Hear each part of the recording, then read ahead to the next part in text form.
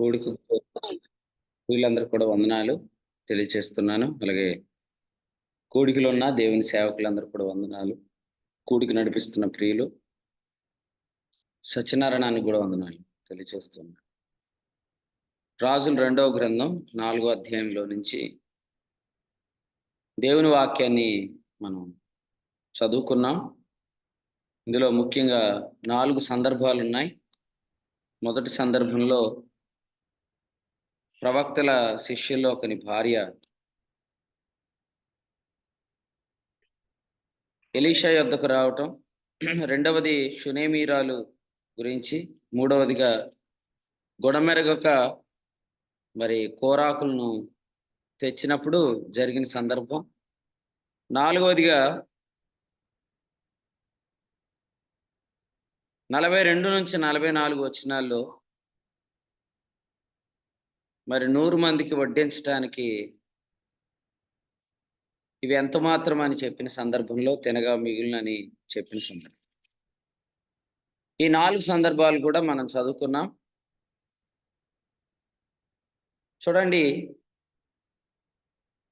మన గత ధ్యానాలన్నిటిలో కూడా రాజుల గ్రంథంలో రాజులను గూర్చిన ధ్యానం ఎక్కువ ఉంది. రాజులు ఎలాంటి వారు, రాజు ఎలాంటి వాడు అనేది. కానీ ఇప్పుడు ప్రవక్త ఎలాంటి వాడు అనే ధ్యానం ప్రారంభమైంది. రాజులను గూర్చిన ధ్యానాంశంలో లేదా ధ్యాన గ్రంథాల్లో ప్రవక్త ఎట్టివాడో మనం చూస్తూ వస్తున్నాం. కాబట్టి ఎలీషా గురించి ఈ అధ్యాయంలో 9వ వచనంలో మనం చూస్తున్నాం. భక్తిగల దైవజనుడు అని వ్రాయబడింది. దైవజనులు ఉన్నారు. అయితే ఎలీషా ఎవరంటే భక్తిగల దైవజనుడు. భక్తిగల దైవజనుడు ఎలాంటి వాడు అనేది మొదటి వచనంలో మనం చూస్తున్నప్పుడు భక్తిగల శిష్యులను తయారు చేసినవాడు. భక్తిగల దైవజనుడు, భక్తిగల శిష్యులు. మొదటి వచనం 4వ అధ్యాయంలో చూస్తున్నాం. ప్రవక్తల శిష్యులలో ఒకని భార్య అంటుంది, నా పెనిమిటి చనిపోయిను, అతడు యెహోవా యందు భక్తి గలవాడని నీకు తెలుసు అంటు. భక్తిగల దైవజనుడు, భక్తిగల ప్రవక్తల శిష్యులు. భక్తి అనే మాట దైవ గ్రంథంలో జీవమును గుర్చిన నిరీక్షణతో కూడిందని మనం చెప్పుకుంటాం. తీతు పత్రిక 1:1. మరి జీవాన్ని గురించి నిరీక్షణ కలుగుతుంది అంటే కారణం ఏంటి? జీవమును గుర్చిన సంగతులు అందించబడుతున్నాయి. కాబట్టి ఏ దైవజనంలో మన జీవం ఉండదు, ఏ కాపరిలో కూడా మన యొక్క జీవం ఉండదు. కానీ జీవం ఎవరి అందైతే ఉందో ఆయనను గురించి సాక్ష్యం ఇచ్చేవాడే కాపరి, ఆయనను గురించి సాక్ష్యం ఇచ్చేవాడే దైవజనుడు. చూడండి, దైవజనుడు లేదా భక్తిగల దైవజనుడు యోహాను వ్రాసిన మొదటి పత్రిక 5వ అధ్యాయం 11వ వచనాన్ని మనం చూద్దాం. 5వ అధ్యాయం 11వ వచనం. అందరూ ఆన్ చేసుకోండి. వీడియోలు అందరూ ఆన్ చేసుకోండి. రిక్వెస్ట్ చేసిన వాళ్ళు తప్ప వీడియోలు అందరూ ఆన్ చేసుకోండి. ఆ సాక్ష్యం ఏమనగా, దేవుడు మనకు నిత్య జీవమును దయచేసెను, ఈ జీవము ఆయన కుమారుని యందు ఉన్నది. చూడండి, ఇక్కడ జీవం ఎక్కడుంది అన్నాడు? కుమారుని యందు ఉన్నది అన్నాడు. జీవం ఎవరిలో లేదు? దైవజనుడిలో లేదు. చాలా మంది ఏమంటారంటే, ఎందుకు నువ్వు దైవజనుడి దగ్గరికి పోతున్నావు? ఇక్కడ చూడండి, రాజుల 2వ గ్రంథం 4వ అధ్యాయంలో 22వ వచనం. నేను దైవజనుని యొద్దకు పోయి వచ్చేదనని పెనిమిటి అనగా అతని యొద్దకు ఎందుకు పోతున్నావు? దైవజనుడి దగ్గరికి ఎందుకు వెళ్తున్నావు నీవు? అతడు భక్తిగల దైవజనుడు. ఆమె ఇస్తున్న సాక్ష్యం దైవజనుడు భక్తి గలవాడని ఆమె సాక్ష్యం ఇచ్చింది. ఆమె ఘనురాలు అని లేఖనం సాక్ష్యం ఇచ్చింది. అతని యొద్దకు ఆమె ఎందుకు వెళ్తుందంటే అతనిలో ఆమెకు జీవం ఉందంట. కొందరు అంటారు, పాస్టర్ గారు దేవుడు కాదు అంటారు. అవును, పాస్టర్ గారు దేవుడు కాదు. మరి నువ్వు ప్రతిదానికి పాస్టర్ గారి దగ్గరికి ఎందుకు వెళ్తున్నావు? కాపరి దగ్గరికి ఎందుకు వెళ్తున్నావు? దైవజనుడి దగ్గరికి ఎందుకు వెళ్తున్నావు అని అడుగుతాను. అయితే దైవజనుడు దేవుడు కాదు. దైవజనుడు భక్తిగల దైవజనుడు, భక్తిగల శిష్యులను తయారు చేసిన దైవజనుడు, జీవమును గూర్చిన నిరీక్షణ కలిగిస్తున్న దైవజనుడు, అనగా జీవమును గూర్చిన సంగతులు అందిస్తున్న దైవజనుడు. మన ఒక సహోదరుడు ఎలా అంటున్నాడు, ఒకవేళ కానీ నాకు ఈ వాక్యం దొరికి ఉండకపోతే నేను నా కుటుంబం బ్రతికుండేది కాదంటున్నాడు. మరి మీలో ఎంతమంది సాక్ష్యమో నాకు తెలియదు, కానీ భక్తిగల దైవజనుడు ద్వారా మనకు జీవమును గుర్చిన సంగతులు దొరుకుతాయి. ఆ జీవమును గుర్చిన సంగతుల ద్వారా మనకు భక్తి కలుగుతుంది, నిరీక్షణ కలుగుతుంది. కాబట్టి నువ్వు దైవజనుడి దగ్గరికి ఎందుకు వెళ్తున్నావు? నేరుగా మనం ప్రార్థిస్తే దేవుడు ఉత్తరమీయడా? దేవునికి మనకి మధ్యలో ఆయన ఏమైనా మధ్యవర్త? కొంతమంది పెనిమిట్లు భార్యలను అడిగే ప్రశ్నలు ఇవి. ఈ వాక్యం వింటున్న వారిలో నా పెనిమిటి అడిగాడండి ఇదే అని ఎవరైనా ధైర్యంగా చెప్పగలరా? మీరే గనురాలైన స్త్రీ. నా భర్త అడిగాడండి ఎలాగూ, ఏమనంటే, ఏంటి నువ్వు సేవకుడిని పూజించేస్తున్నావు? సేవకుడిని పూజించట్లేదు ఆమె, దైవజనుడిని ఆమె ఆరాధించట్లేదు. ఆమె దైవజనుడి కొరకు గుడి కట్టించలేదు, గది కట్టించింది. పొరపాటు పడవద్దు పెనిమిటి. ఆమె దైవజనుడికి గుడి కట్టించలేదు, గది కట్టించింది. మేకా తన ఇంట గుడి కట్టించాడు, గది కట్టించలేదు.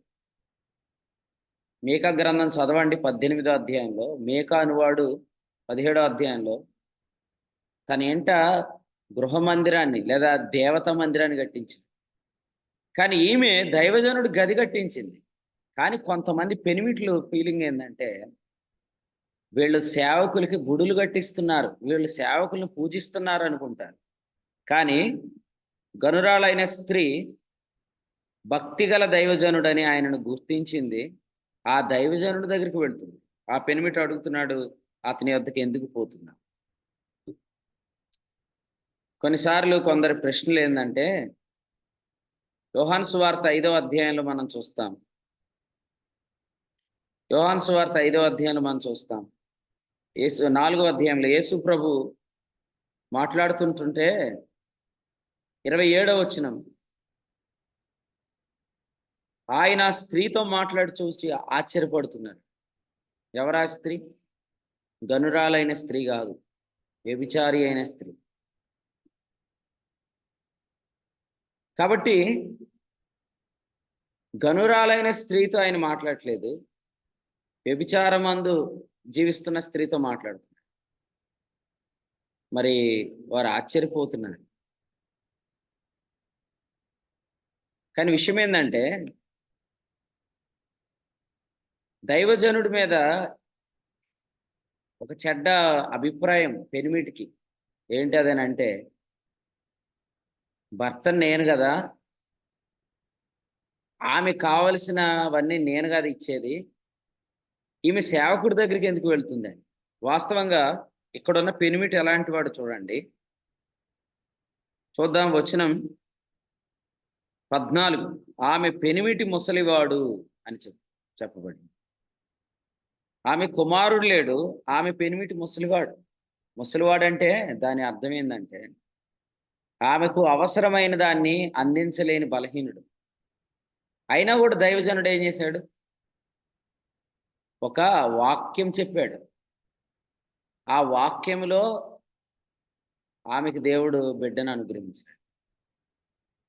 పెనిమిటి చేయలేని దాన్ని వాక్యం జరిగించింది. ఆ వాక్యాన్ని అందించిన వాడే దైవజనుడు. కానీ పెనిమిటి ఏమనుకుంటాడు? భర్తను నేను కదా, పిల్లలు పుట్టేది నా వల్ల కదా అనుకుంటాడు. పిల్లలు వాస్తవంగా పుట్టేది ఆ పెనిమిటి వల్లే, కానీ ఆ పెనిమిటి పిల్లలను అందించగలిగిన బలం కలిగిన వాడుగా లేడు. అయినా కూడా దైవజనుడి యొక్క నోటి వెంబడి వచ్చిన వర్తమానం ద్వారా వారిద్దరికి దేవుడు బిడ్డను అనుగ్రహించాడు. అయినా ఇప్పుడు ఆలోచన మారిపోయింది. మేలు జరిగిన తర్వాత కూడా చాలాసార్లు మన ఆలోచనలు మారిపోతాయి. మారిపోయి ఏమంటున్నాడు? అతని యొద్దకు నువ్వు ఎందుకు వెళ్తున్నావు? సారిసారిగా దైవజనుని దగ్గరికి ఎందుకు వస్తున్నారు కొంతమంది అంటే, దైవజనులను పూజించేస్తున్నారు అని అపార్థం చేసే వాళ్ళకి ఒక మాట చెప్తాను. ఆమె అతనికి గుడి కట్టించలేదు, గది కట్టించింది. ఆమె ఎందుకు వచ్చింది అని అంటే, అతని వెంబడి వచ్చే వాక్యము, అందులో జీవం ఉంది. ఆ జీవంలో ఆమె నిరీక్షణ ఉంచింది, లేదా ఆ జీవంలోనే తనకు సమస్తం ఉందని ఆమె నమ్మింది. అందుకనే అతని వద్దకు వెళ్తే అతడు మాట్లాడతాడు. ఆ మాటలో నాకు జీవం దొరుకుతుందని వచ్చింది. అందుకనే యోహాను పత్రికలో మనం ఇందాక చదివిన 5వ అధ్యాయంలో ఏముందంటే, దేవుడు మనకు నిత్య జీవమును దయచేసెను. ఈ జీవం ఆయన కుమారుని యందు ఉన్నది అన్నాడు, కానీ సేవకుని యందు ఉన్నది అనలేదు. అయితే మొదటి వచనం చదవండి ఇప్పుడు. యోహాను వ్రాసిన మొదటి పత్రిక 1వ అధ్యాయం 1వ వచనం.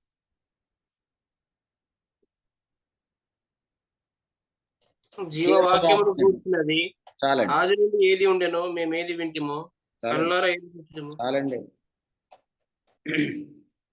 యోహాను పత్రికలో జీవం ఎక్కడుందన్నాడు? కుమారుని యందు ఉందన్నాడు కదా. ఆ తర్వాత మొదటి వచనం చదివితే జీవవాక్యం అన్నాడు. అంటే జీవం ఎక్కడుందంటే వాక్యంలో ఉంది. సేవకుడిని ఏమని చెప్పాడు లూకా సువార్తలో? వాక్య సేవకులు అన్నాడు. లూకా సువార్త 1వ అధ్యాయం 1వ వచనాల్లో వాక్య సేవకులు. సేవకుల్లో జీవం లేదండి, సేవకులు అందించే వాక్యంలో జీవం ఉంది. మరి ఉదయం ఒక మాట చెప్తాను, సేవకుడా నీ వాక్యం అందిస్తున్నావా? వాక్య సేవకులు, ఆ సేవకులు అందించే వాక్యంలో ఉన్న జీవం, ఆ జీవాన్ని బట్టి మాత్రమే ఆమె వెళ్తుంది దైవజనుడు. అలా మీ వద్దకు వచ్చే వారిని మాత్రం మీరు చేర్చుకోండి. పేతురు మొదటి పత్రిక 3:10 ప్రకారం జీవాన్ని ప్రేమించే వారిని గమనించండి. వాళ్ళు ఆశీర్వచనానికి వారసులు అనే సువార్తను బట్టి వాళ్ళు ప్రవర్తిస్తున్నారు. ఆశీర్వాదానికి వారసులై ఉండి కూడా జీవమును ప్రేమింపని వారు ఉన్నారు. వారు ఎంత మాత్రం కూడా జీవవాక్యం కొరకై మన యొద్దకు రావట్లేదు. కాబట్టి వారిని గమనించండి. వాళ్ళు ఎప్పటికీ మిమ్మల్ని భక్తిగల దైవజనులుగా గుర్తించరు. మాత్రమే కాదు, వాళ్ళు ఎప్పటికీ గనురాలైన స్త్రీలుగా ఎంచబడరు. కాబట్టి దైవజనుడి యొద్దకు ఎందుకు వెళ్తున్నాం అని అంటే కారణం, ఆ దైవజనుడు భక్తి గలవాడు, అనగా జీవమును గురించి నిరీక్షణ కలిగించేవాడు, అనగా జీవమును గురించిన సంగతులు చెప్పేవాడు. ఆ జీవం వాక్యంలో ఉంది, వాక్యాన్ని అందిస్తున్నాడు. వాక్యం కొరకై దైవజనుడి దగ్గరికి వెళ్తుంది. ఇప్పుడు మీరు చూడండి, 4వ అధ్యాయంలో మొదటి వచనం మీరు చూడండి. 4వ అధ్యాయం మొదటి వచనం. ఇప్పుడు నువ్వు మొత్తం వచనం చదువు. నేను ఆపనే. రాజుల 2వ గ్రంథం 4:1.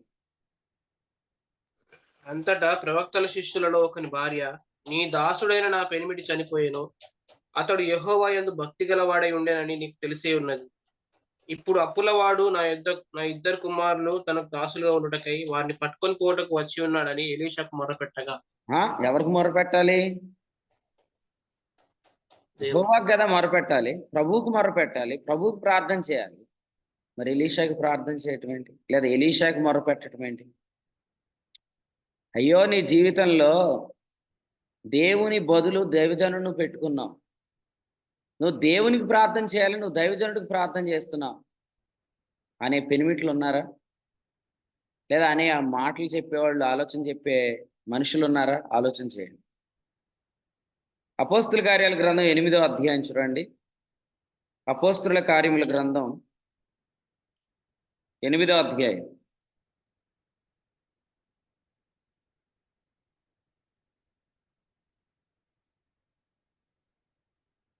వచనం 12 చూడండి. అయితే ఫిలిప్పు దేవుని రాజ్యమును గూర్చియు యేసుక్రీస్తు నామమును గూర్చియు సువార్త ప్రకటించుండగా వారు అతనిని నమ్మి అనే మాట చూస్తాం. వారు అతన్ని నమ్మారు. ఒక మాట అడుగుతాను, నమ్మాల్సింది ప్రభువునా ఫిలిప్పునా? మొర్ర పెట్టాల్సింది ప్రభువుకా ఎలీషాకా? కానీ మీరు పరిశుద్ధాత్ముడు వ్రాయించిన మాటలు చూడండి. వారు ఫిలిప్పును నమ్మారు. వారు ఎలీషాకు లేదా ఆమె ఎలీషాకు మొర్రపెట్టింది అనే మాట చూస్తాం. కారణం ఏంటంటే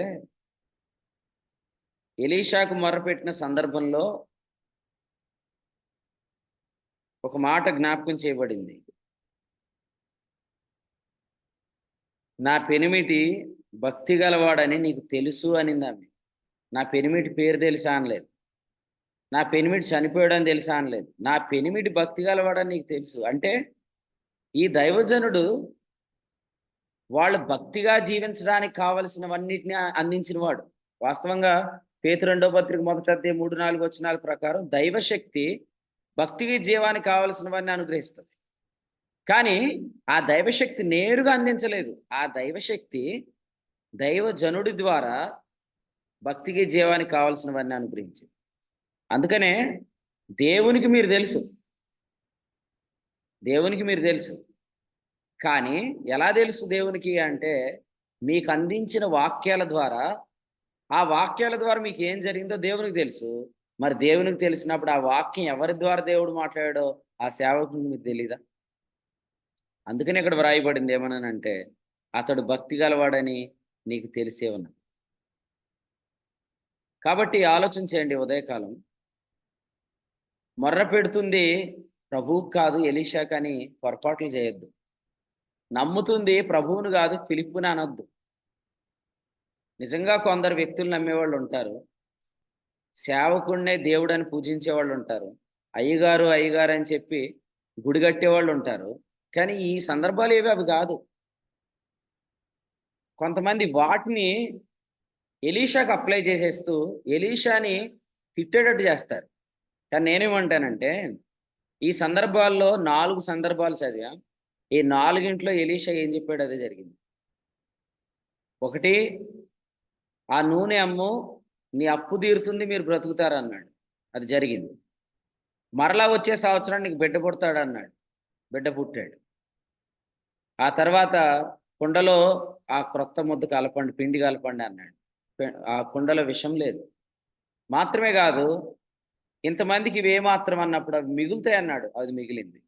కాబట్టి ఎక్కడా కూడా దేవుడు తన దైవజనుడి నుంచి వచ్చిన మాటను నెరవేరకుండా చేయలేదు. దైవజనుడికి ఎక్కడా కూడా అవమానం వచ్చేటట్లు ఆయన చేయలేదు. కారణం ఏంటంటే ఈ దైవజనుడు భక్తి గలవాడు. అది నేను సారిసారిగా ప్రస్తావిస్తున్నాను. చెప్పగలమా మన దైవజనుడు భక్తి గలవాడని? భక్తిగల దైవజనుడు ఎవరో మనకు ఎలా తెలుస్తుందంటే అతని నోట వచ్చే వాక్యమును బట్టి, ఆ వాక్యంలో మనకు కలుగుతున్న జీవాన్ని బట్టి. వాక్యం యందు ప్రయాసపడే దైవజనులు భక్తిగల దైవజనులు. తిమోతికి రాసిన పత్రిక 5వ అధ్యాయం 17వ వచనం. వారిని ఏం చేయమన్నాడు? సన్మానించండి, రెట్టింపు సన్మానించండి అన్నాడు. సరే, నాకేమో ఆయన సన్మానించాలని అనిపించి నేను సన్మానిస్తుంటుంటే అసూయతో కుళ్ళు బుద్ధితో కొంతమంది ఏమంటున్నారంటే, అరే నువ్వు దైవజనుడిని పూజిస్తున్నావుగా అంటున్నా. నేను పూజించట్లేదు, రెట్టింపుగా సన్మానిస్తున్నాను. ఆ షునేమీరాలి పెనిమిటికి మీరు వినండి, బిడ్డ ఎలా పుట్టాడో తెలుసా? ఆ షునేమీరాలి పెనిమిటికి వాళ్ళ జీవితంలో ఉన్న లోటు ఎలా తీరిందో తెలుసా? కానీ ఆమెకు తెలుసు. ఆ ద్రాక్షరసం ఎక్కడి నుంచి వచ్చింది ఎవరికి తెలీదు. విందు ప్రధానికి. విందు ప్రధానికి తెలియదు. నీళ్లు ముంచి తీసుకొని పోయిన పరిచారకులకే తెలుసు. కాబట్టి కొందరిని ఆక్షేపిస్తున్న వారికి ఒక మాట చెప్తాను. నాకు కృతజ్ఞత ఉండకపోవచ్చు కానీ, మేలు పొందిన ప్రతి ఒక్కరికి కృతజ్ఞత ఉంటుంది. అందుకని వాళ్ళు చేసేదాన్ని చేయనీయండి. అంతేగాని దేవుని కార్యాలు ఎలా జరిగినియి, దేవుని వాక్యం ఏదొస్తే కార్యం జరిగింది అనే వివేచన కూడా లేని ఈ షునేమీరాలు, పెనిమిటి లాంటి వారు ఆ షునేమీరాలు చేసేదాన్ని కూడా వాళ్ళు ఆటంకపరుస్తూ ఉంటారు. కానీ ప్రభు ఏం చెప్పారు యోహాను సువార్తలో 12వ అధ్యాయం చూడండి. 12వ అధ్యాయం 7వ వచనం. కాబట్టి యేసు నన్ను పాతిపెట్టు దినమునకు ఆమెను దీనిని ఉంచుకొననీయుడి. అక్కడ చూడండి ఎంత చక్కగా డైవర్ట్ చేశాడంటే, బేదలు ఎల్లప్పుడు మీతో కూడా ఉండును. చూడండి ఇప్పుడు ఇస్కరియోతు యోధా లాంటి ఒకడు ఇలా అంటున్నాడని, అయ్యో! ఈ అత్తరు అమ్మి బీదలకి ఇచ్చేయొచ్చు కదా! ఈమె ఎందుకు దీన్ని ప్రభువుకి పోస్తుందే అని. ప్రభు ఏమంటాడు వాస్తవంగా? నిజమే గదా! నాకు పూయటం కంటే బీదలకి ఇయటం గొప్పదా అంటాడు అనుకుంటున్నారు. అనలేదాయన. ఎందుకంటే వాడికి బీదల మీద శ్రద్ధ లేదు. ఇంకోటి చెప్తాను. చాలా సార్లు దేవునికి ఇవ్వాల్సిన వాటిని మనం డైవర్ట్ చేస్తాం. చూడండి కొంతమందికి ప్రభువుకి ఇవ్వాలని ప్రేరేపణ వస్తుంది. అది వాళ్ళ హృదయంలో ఇస్కరియోతు యోధాలాగా ఎలాగూ భ్రమపరిచిద్దంటే, మనం దేవునికి ఇచ్చినా పర్లేదు, ఇదే కానుకను మనం బీదలకి ఇచ్చినా పర్లేదు కదా! ఎందుకంటే బీదలు కూడా దేవునితో సమానమే గదా! అనే ఒక ఆలోచన. కాదనట్లేదు గానీ, పరిశుద్ధులకిచ్చే సహాయకరమైన చందా వేరు, వాక్యోపదేశకునికి ఇచ్చేది వేరు. గలతీ పత్రిక 6:7లో వాక్యోపదేశకునికి ఇచ్చే భాగం గురించి రాశాడు. 6:6. కొరింథీయులకు రాసిన 2వ పత్రిక 8 నుంచి పరిశుద్ధులకి ఇచ్చేదాన్ని రాశాడు. అంటే మనము పేదల పట్ల శ్రద్ధ కలిగి ఏదైనా చేయాలనుకున్నప్పుడు ఈ నిధులను ఆ నిధులుగా డైవర్ట్ చేయకూడదు.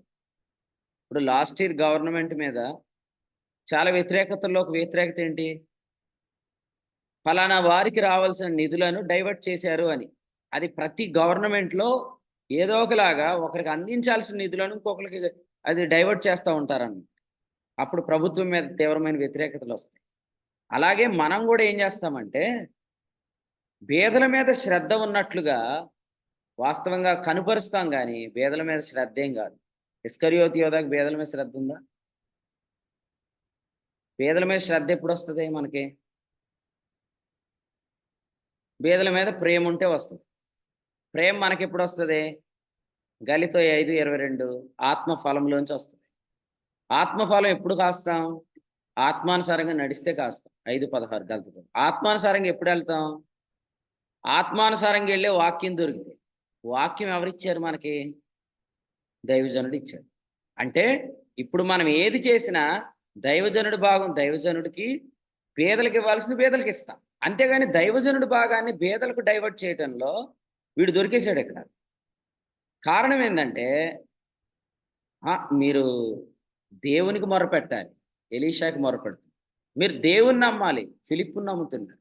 3 మీరు దేవునికి గుడి కట్టాలి.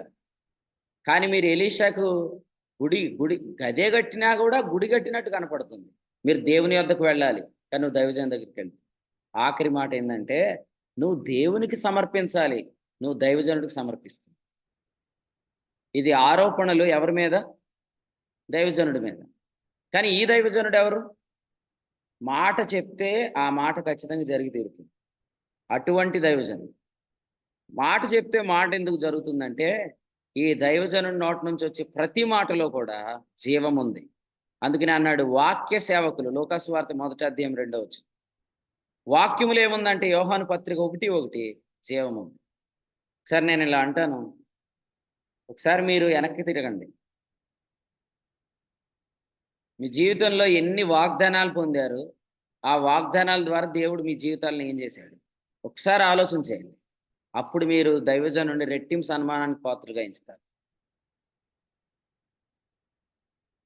మనం మర్చిపోయేది కార్యాలు కావచ్చు, కానీ వాక్యం కాకూడదు. గుర్తుపెట్టుకోండి. మనం మర్చిపోయేది కార్యాలు కావచ్చు, కానీ వాక్యం కాకూడదు. హెబ్రీ పత్రికలో 3వ అధ్యాయంలో మాట్లాడుతూ 8వ వచనం నుంచి ఇలా చెప్పాడు. 40 సంవత్సరములు వారు నా కార్యములను చూచారు అని అన్నాడు. చూసిన ఏమయ్యారు? 40 సంవత్సరాల కార్యాలు చూసిన 9వ వచనం, వారు నన్ను పరీక్షించారు, శోధించారు, విసిగించారు, కోపం పుట్టించారు. అందుకని ఏం చెప్తున్నాడు? 4వ అధ్యాయం 2వ వచనం. హోప్ నెంబర్ 42 ఎవరండి? హెబ్రీ 4:2 చదువు. కాదు, నీ నెంబరునే మన చంద్రరావు గారు హోప్ నెంబర్ ఒకటే ఉందేంటి? మొన్న ఆయనది 42 అని చూసినట్టు గుర్తు. ఆశిష్, హెబ్రీ 4:2 చదువు. ఓకే.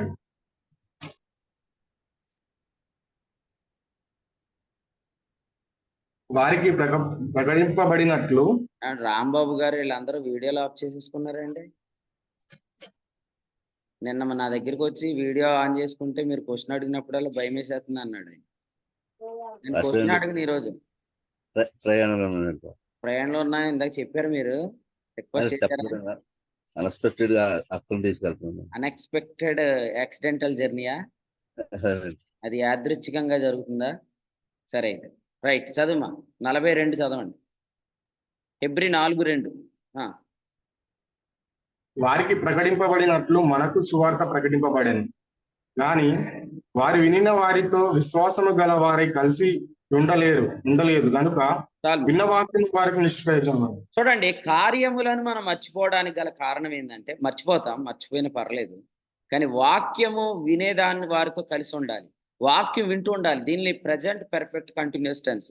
ఇక్కడ వాక్యం వినుట అనే దాన్ని ప్రజెంట్ పర్ఫెక్ట్ కంటిన్యూస్ టెన్స్ అంటే ప్రతిదినం చేసే యాక్షన్ గురించి చెప్తున్నాడు. అప్పుడు మనం జరిగిన వాటిని మర్చిపోము. అప్పట్లో మనం వచ్చి సాక్ష్యం ఎలా చెప్పుకుంటాం? అయ్యా, మీరు ఆ రోజు వర్తమానం అందించినప్పుడు దేవుడు నాతో మాట్లాడాడు, నాకు స్వస్థత కలిగింది, ఈ బాధ నివారణ అయింది, మార్క్స్ వార్త 5వ అధ్యాయము, వాక్య ప్రభావం నాలో పనిచేసిందయ్యా, అంతకుముందు ఎన్నో తిప్పలు పడ్డాను అని చెప్పిన వారే ఇప్పుడు ఏం చేస్తున్నారు? ఆరోగ్యం బాగైంది, కొంత లేచి నిలబడి నడుస్తున్నారు. ఇప్పుడు యోహాను 21:18 అదే బలాన్ని తిరుగుబాటు చేయడానికి వాడుతున్నారు. వారు నా కార్యములను చూచి నా మీద వారు తిరుగుబాటు చేస్తున్నారు. దీనికి గల కారణం ఏంటంటే, కార్యాలు చూశారు కానీ వాక్యాన్ని వినటం కంటిన్యూ చేయలేకపోయాడు. అందుకని కార్యాలు పొంది ఇప్పుడు అదే కార్యాలు పొందిన వారే తిరుగుబాటు చేస్తున్నారు. ఎవరి మీద? భక్తిగల దైవజనుడి మీద. కొనసాగుతుందా చెప్పండి? భక్తిగల దైవజనుడి మీద తిరుగుబాటు కొనసాగుతుందా? మీరు ఆలోచన చేయండి. వివరాల్లోనికి వెళ్దాం. దైవజనుడికి ఈమె మొర్ర పెడుతున్న స్త్రీ మనకు కనపడుతుంది. దైవజనుడికి గది కట్టించిన స్త్రీ మనకు కనపడుతుంది. ఇక్కడ రాజుల 2వ గ్రంథం 4వ అధ్యాయం 8వ వచనం చూస్తే, గనురాలైన స్త్రీ భోజనమునకు రమ్మని అతనిని బలవంతము చేస్తుంది. కొంతమంది అంటారు, బ్రదర్ భోంచేసి వెళ్దురు మా ఇంటికి రండి అంటారు కదండి. భోంచేసి వెళ్దురు మా ఇంటికి రండి అంటారు, కానీ బలవంతం చేయరు. అయితే బలవంతం చేస్తే కానీ ఎలీషా వెళ్ళలేదు. వెళ్ళాడు, భోజనం చేశాడు. ఇప్పుడు ఆమె అతడొచ్చి పండుకునేటట్లు ఏర్పాటు చేసింది. అది మనం ఇక్కడ చూస్తాం. 10వ వచనం చూడండి. గోడ మీద ఒక చిన్న గది కట్టించింది. ఎంత గది కట్టించిందంటే మంచం పట్టనంత గది కట్టించిందా? మంచం పట్టేటట్లు కట్టించింది. మరి 4-6 మంచమో 5-6 మంచమో తెలియదు, కానీ మొత్తానికైతే గెహజీ ఎలీషా కూడా పడుకున్నారు కదా. అంటే ఇలా చెప్తాను, ఆమె ఎక్కడ కుయుక్తిగా నడుచుకోలేదు. గది కట్టించింది అంటే, మంచం కట్టించింది అంటే అర్థం ఏంటి? మా ఇంటికి డైనింగ్ టేబుల్ దగ్గరికి వచ్చేవాడుగా ఎలీషా కాదు, మా ఇంటిలో ఆయన ఒక రోజు ఉండేటట్లుగా బస సిద్ధం చేసింది. పౌలు గారు అంటారు, కొంతమంది హృదయాల్లో మాకు డైనింగ్ టేబుల్ లేదు, బెడ్రూమ్ లేదు అంటారు. కొరింథీ 2వ పత్రిక 7వ అధ్యాయంలో ఏమంటాడు? మీ హృదయాల్లో మమ్మల్ని చేర్చుకోండి అంటాడు. ఎందుకు? హృదయంలో అట్లీస్ట్ డైనింగ్ టేబుల్ లేదు, ఆ హృదయంలో వాళ్ళ బెడ్రూమ్ కూడా లేదన్న. కానీ రెబ్కా లాంటి వాళ్ళు అంటారు, అసలు వాళ్ళ ఇల్లు చాలా చిన్నగా ఉంటది. రెబ్కా చాలా చిన్న ఇల్లు కలిగి ఉన్నా కూడా ఏమంటారు? అయ్యా మీరు మా ఇంటికి రండి, మీకు స్థలం ఉంది, మీ ఒంటెలకు కూడా స్థలం ఉంది అంట. నేను చూస్తా ఉంటాను సతీష్ అన్న వాళ్ళ ఇంటికి వెళ్తే, వాళ్ళు మాకు మొత్తం రూమ్లు ఇచ్చి వాళ్ళు బయట పడుకుంటూ ఉంటారు. కొంతమంది మీకు స్థలం ఉంది, మీ ఒంట్లకి స్థలం ఉంది అంట. తీరా వచ్చి చూస్తే ఇల్లు చాలా చిన్నది. మరి మనకి ఎలాగ అడ్జస్ట్ చేస్తారంటే, అందులో అడ్జస్ట్ చేసి ఆ రెబ్కా లాంటి వాళ్ళు ఇంటోళ్ళు అందరూ బయట పడుకుంటారు. కానీ కొంతమందికి విశాలమైన ఇల్లులు ఉంటాయి కానీ, నేను ఇలా చెప్పగానే మాకు పెద్ద ఇల్లు పాస్టర్ గారు మేము ఎప్పుడు పిలవలేదని నేను అంటున్నాను అనుకోకండి. మీరు పిలిచినా నేను రాను, బలవంతం చేసినా రాను. పరిచర్య ఉంటేనే కదా అటువైపు వచ్చేది. నేను చెప్తుంది జాగ్రత్తగానండి. కొంతమందికి చాలా విశాలమైన ఇల్లులు ఉన్నాయి, కానీ వాళ్ళ హృదయం చాలా సంకుచితంగా ఉంది. పౌలు గారు ఏమంటున్నారంటే, కొరింథీయులకు రాసిన 2వ పత్రిక 7వ అధ్యాయంలో మాట్లాడుతూ 2వ వచనంలో, ఎవరిని మేము మోసం చేయలేదన్న. ఎందుకన్నాడు ఆ మాట? అపార్థం చేసేసారు దైవజనుడిని. మోసం చేసేసాడండి, అన్యాయం చేసేసాడండి. నేను ఇలా అడుగుతాను, వాగ్దానాలు పొందుకొని, కార్యాలు పొందుకొని ఈ లెవెల్కి వచ్చి ఇప్పుడు దైవజనుడు మోసం చేస్తున్నాడు అనే ఒక అబద్ధాన్ని ప్రచారం చేస్తున్న వారు మిమ్మల్ని దేవుడు చూస్తూ ఊరుకుంటాడా? దైవజనుడి పక్షంగా మీతో వాదించడా? ఖచ్చితంగా వాదిస్తాడు. వాదిస్తాడని తెలిసిన దైవజనులు వాదించకండి. అది నాకు మీకు కూడా వర్తమానం.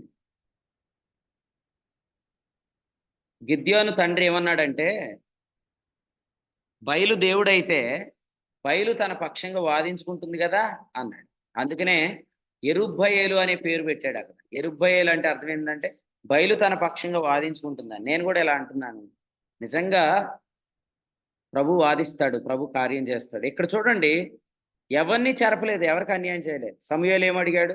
నేను ఎవరి యొద్దైనా ఏమైనా తీసుకున్నానా, ఏమైనా ఆశించానా అని అడిగాడే లేదు. నేను మిమ్మల్ని అడుగుతున్నాను ఓ సేవకుడిగా, ఎప్పుడైనా మీలో ఎవరికైనా ఫోన్ చేసి నాకు ఇంత అవసరం ఉంది, అమౌంట్ పంపించండి అని ఎవరినైనా అడిగాను? అందరు లేరు ఇక్కడ, ఉన్న వరకు అడుగుతున్నాను. సత్యనారాయణ గారిని అడుగుతున్నాను, ఎందుకంటే నేను ఎప్పుడైనా మీకు ఫోన్ చేసి నాకు ఇంత అమౌంట్ అవసరం, నా వ్యక్తిగత అవసరాలు పంపించండి అని ఇప్పుడు దాకా ఎప్పుడైనా అడిగాను? చెప్పొద్దు, మీరు మైక్ ఆన్ చేయొద్దు, ప్రశ్న అంతే, ఆన్సర్ చెప్పదు. గుర్తుపెట్టుకోండి, ఎప్పుడైనా వాగ్దానాలు పొందుకున్నవారు, వాక్యం పొందుకున్నవారు ఆలోచన చేయండి. ఒక బిడ్డ పుట్టాలంటే హాస్పిటల్లో ఎంత మనీ స్పెండ్ చేయాలి?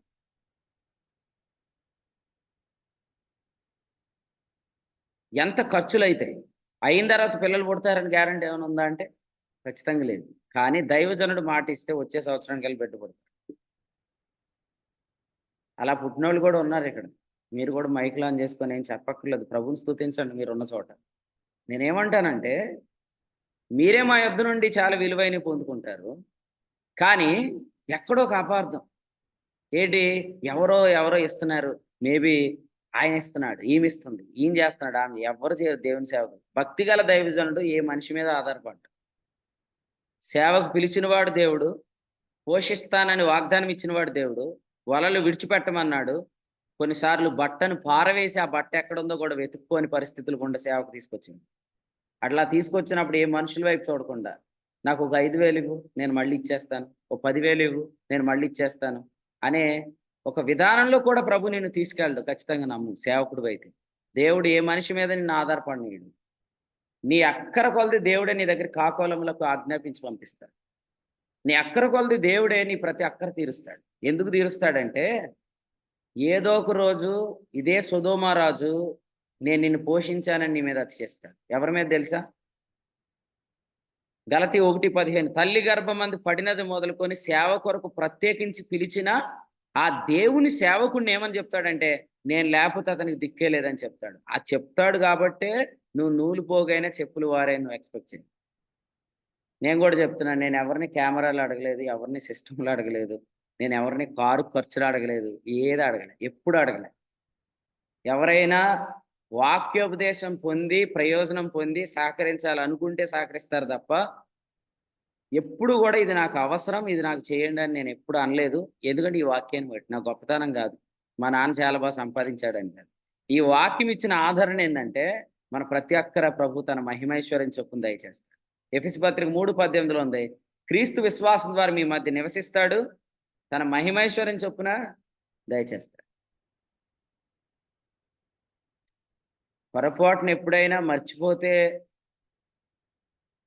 ఏదైనా ఖర్చులకి డబ్బులు ఇవ్వటం మర్చిపోతే పొరపాటు జరిగిద్దేమో కానీ ప్రతిదానికి ఎందుకు డబ్బులు ఏదైనా జరిగినా చెల్లించడం నేర్చుకుంటున్నాం దేవుని వాక్యంలో. అంటే ఏదో ఒక రోజు దుష్టుడు ఏదో ఒక ఆలోచన ద్వారా మనల్ని కలవరపెట్టేదానికి అవకాశం ఉంది. అందుకని ఏ వ్యక్తి మన పోషకుడు కాదు, సేవకుడే మనకు పోషకుడుగా దేవుడు అనుగ్రహించాడు.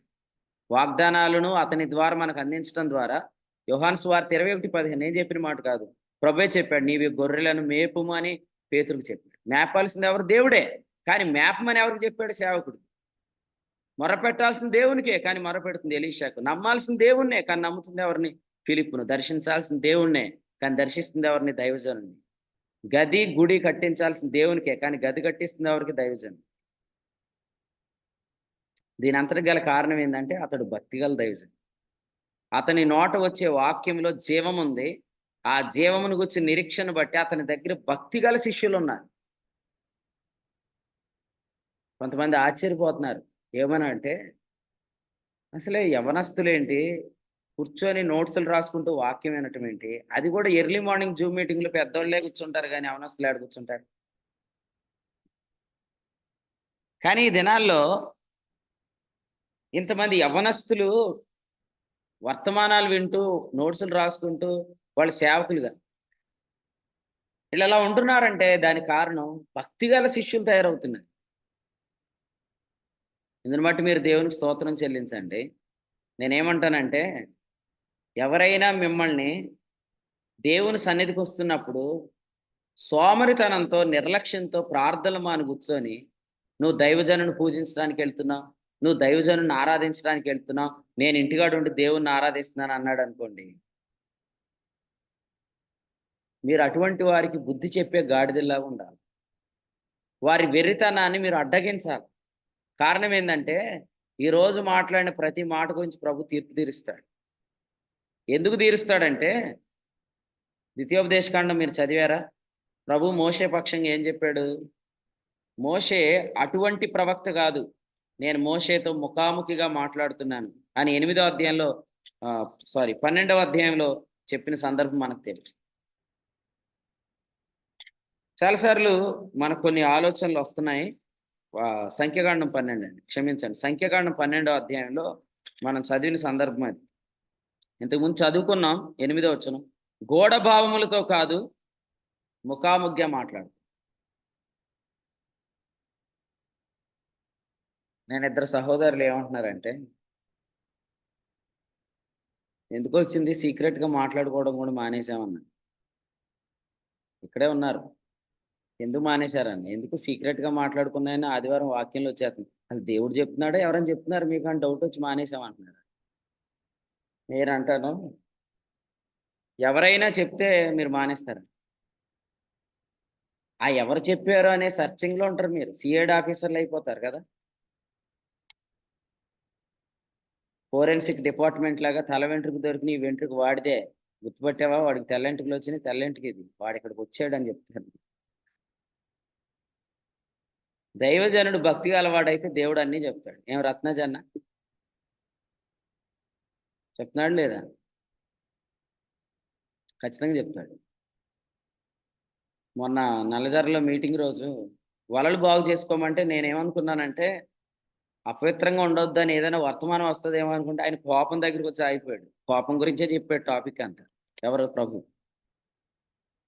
మీటింగ్ అయిన తర్వాత శ్యాంబాబు అన్న ముందుకు వచ్చి అంటున్నాడు, ఈరోజు పొలంలో ఒక ఇన్సిడెంట్ జరిగింది, నేను చెప్పేస్తాను ఆగండి అన్నాడు. చెప్పమన్నాను, చెప్పాడు అన్న. నేను ఇలా చెప్తాను, అతడు గూఢభావాలతో మాట్లాడేవాడు కాదు, ముఖాముఖిగా మాట్లాడుతున్నాడు. కాబట్టి ఏమంటున్నాడు? అటువంటి సేవకుడైన మోషేకు విరోధంగా మాట్లాడే మీరు ఎందుకు భయపడలేదు అంటున్నాడు. ఈ అధ్యాయంలో మనం చూస్తాము,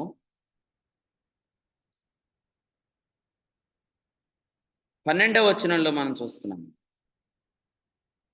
సగము మాంసము క్షీణించిన శవం వలె ఆమె అయిపోయింది. ఎవరామె?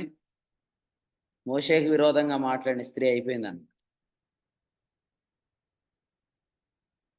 గుర్తుపెట్టుకోండి, దేవుడు వింటున్నాడు అన్ని. భక్తిగల దైవజనుడికి విరోధంగా నువ్వు ఏం చేసినా దాని ఖచ్చితంగా దేవుని దగ్గర నుంచి మనం లెక్కలు పొందుతాం. ఎందుకు పొందుతామంటే వారి దగ్గర నుంచి మరి అంతకుముందు మన వాగ్దానాలు పొందుతాం. లోకంలో కూడా చెప్తారు కదా, పెట్టేవాడికే కొట్టే హక్కు ఉంది. పెట్టినోళ్ళందరూ ఇప్పుడు మనకి ఆరాధ్య దైవాలు అయి ఉండొచ్చులే, కానీ నేనేమంటానంటే కానీ పెట్టేవాడికి కొట్టే హక్కు ఉంది. కాబట్టి తప్పకుండా దేవుడు మీ విషయంలో చర్య తీసుకుంటాడు. అలెగ్జాంద్రుని కంచెరవాడు నాకు చాలా కీడు చేసాను, తండ్రి వీరేం చేస్తున్నారో వీరు ఎరుగరు, వీరిని క్షమించమని ఉంది అక్కడ. చదివారు మీరు ఎప్పుడైనా వాక్యం? కొంతమంది అతికిస్తారు కానీ వెల్డింగ్ సెట్ అవ్వదు అనమాట. తిమోతికి రాసిన 2వ పత్రికలో వాళ్ళ వ్యక్తిగత విషయాలు వచ్చినాయి అనుకోండి, తండ్రి వీరేం చేస్తున్నారో వీరు ఎరుగరు, వీరిని క్షమించరు అంటారు. ఏమంటారు? యెహోవా బాహువం తక్కువైంది, ఆ చెయ్యి చూడు ఎట్టుందో, కొట్టానంటే వాసిపోద్ది అంటారు, అంతేనే. కానీ ప్రభువు సేవకుల దగ్గరికి వచ్చినప్పటికి ఏమంటారు? ఏమండి ప్రభువు లాంటి వాడు ఏమన్నాడండి? ఏమన్నాడు? తండ్రి వీరేం చేస్తున్నారు, వీరు ఎరగరు, వీరిని అలా అనలేదు. చదవండి, తిమోతికి రాసిన 2వ పత్రిక 4:14 చదవండి. అలెగ్జాండర్ అను కంచురివాడు నాకు చాలా కీడు చేశాను, అతని క్రియల చొప్పున ప్రభువు అతనికి ప్రతిఫలం ఇచ్చాను. పౌలు చెప్పాడు లేదా? ఎప్పుడు చెప్పాడు? భక్తిలో అంతగా ఎదకముందు చెప్పాడా? వాక్యంలో అంతగా ముందుకు రాకముందు చెప్పాడా? తన ఆఖరి పత్రిక ఆఖరి వచనాల్లో చెప్పాడు. అప్పటికి తన సాక్ష్యం ఏంటి? విశ్వాసమును కాపాడుకుంటుంది, మంచి పోరాటం పోరాడి తిని నా పరుగు కడముట్టించింది. అప్పుడు తన నోట వచ్చిన వాక్యం ఏంటి? అలెగ్జాంద్రుని కంచెరవాడు నాకు చాలా కీడు చేశాను, ప్రభు అతని క్రియల చొప్పున అతనికి ప్రతిఫలం ఇస్తాడు.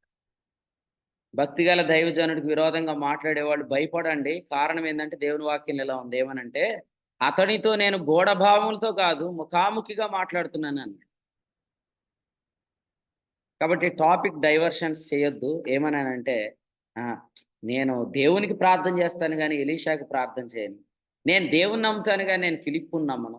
నేను దేవుని దర్శించడానికి వెళ్తాను కానీ దైవజనుడి దర్శనం నాకు అవసరం లేదు.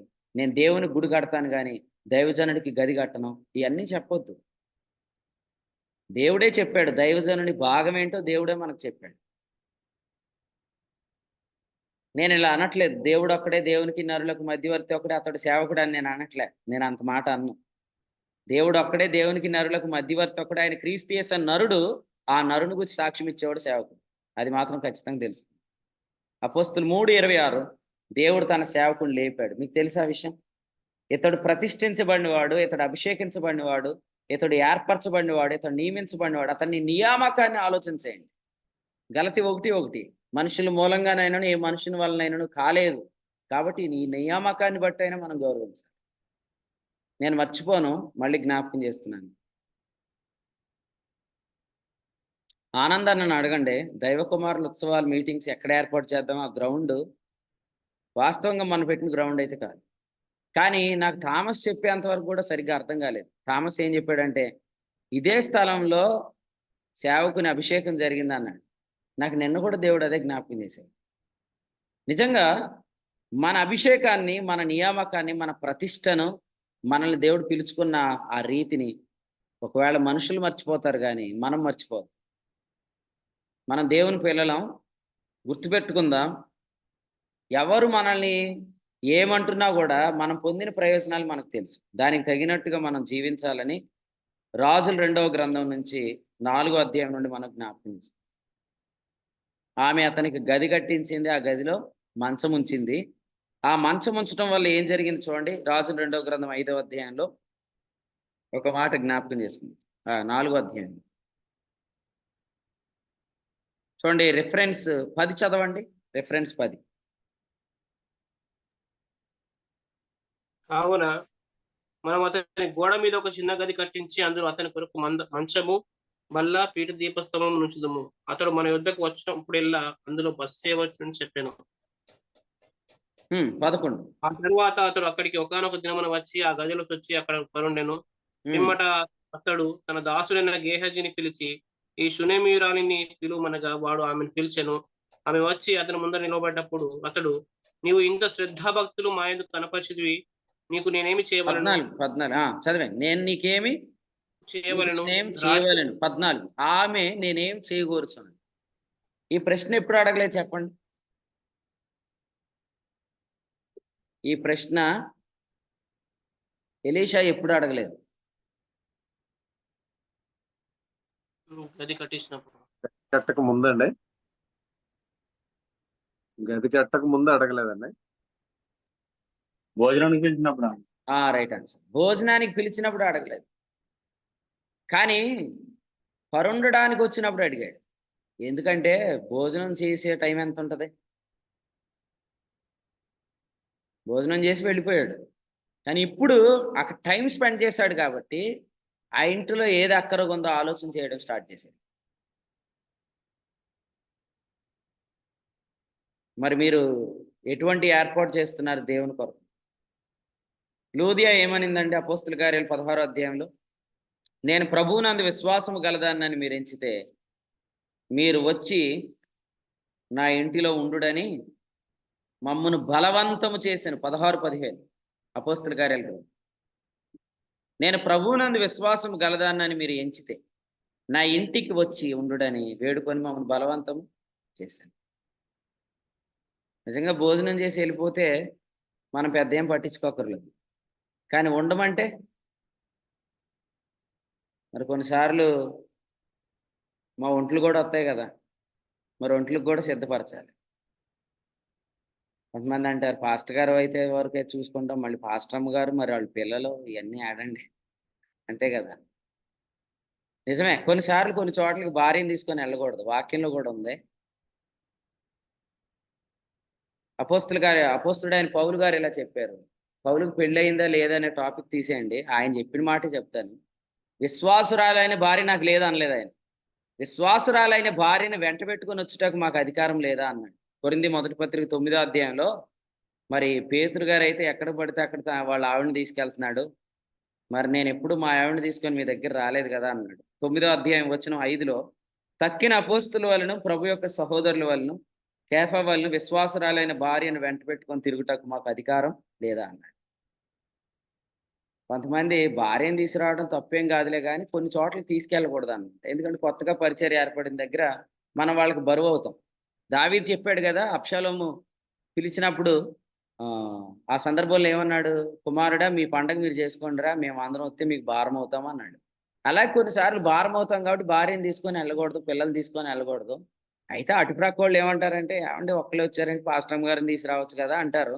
అన్నంత ఈజీగా ఉండదు. తర్వాత పట్టుకెళ్ళిన తర్వాత ఈయన ఒక్కడెత్తో చూసుకుంటాం, కానీ మళ్ళీ వాళ్ళ పిల్లలకి ఇద్దరికి మళ్ళీ 2 పాల డబ్బాలు, వాళ్ళకి పాలు మనం ఆడిపోతాం అనుకుంటారు అనుకుంటారు అంతే. అందుకని కొన్ని చోట్లకి ఒంటరిగా వెళ్ళాలి సేవకుడు. అయితే ఇక్కడ ఒక మాట వినండి, అపోస్తులు అందరూ భార్యలు వెంట పెట్టుకొని వెళ్తున్నారు, కానీ పౌలు అట్టి అధికారం మాకుంది, దాన్ని నేను వినియోగించుకోలేదని చెప్పాడు. అధికారం నాకు ఉంది కానీ నేను దాన్ని వినియోగించుకోలేదని చెప్పాడు.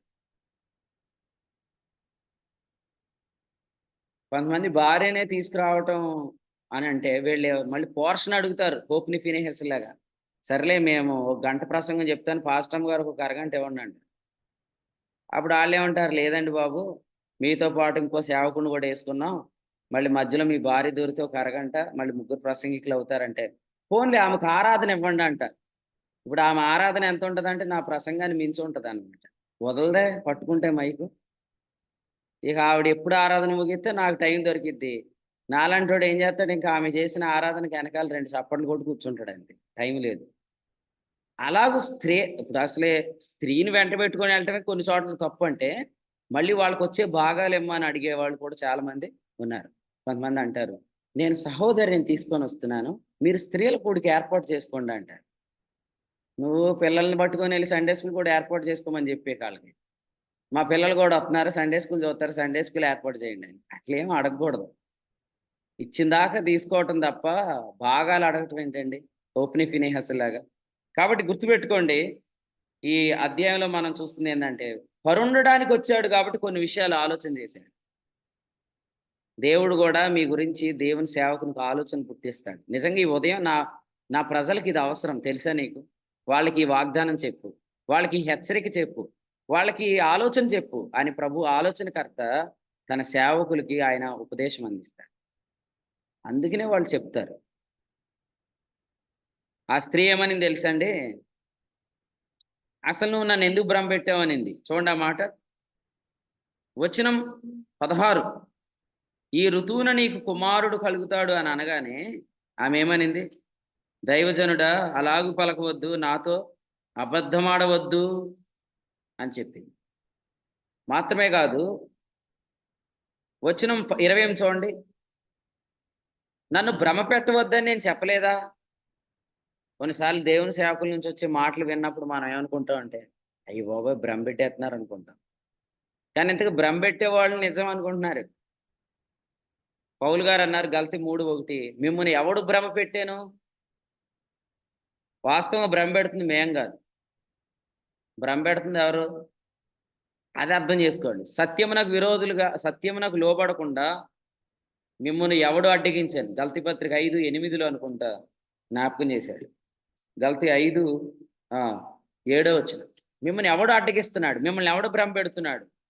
మిమ్మల్ని ఎవరు కరవ పెడుతున్నాడు? మేమైతే కాదు అని జ్ఞాపకం చేస్తున్నాడు. కాబట్టి ఈ ఉదయకాలం తెలుసుకోండి, సేవకుని నోటొచ్చే మాట భ్రమపరిచే వాక్యం కాదు. ఎప్పుడు అతడు భక్తిగల దైవజనుడు.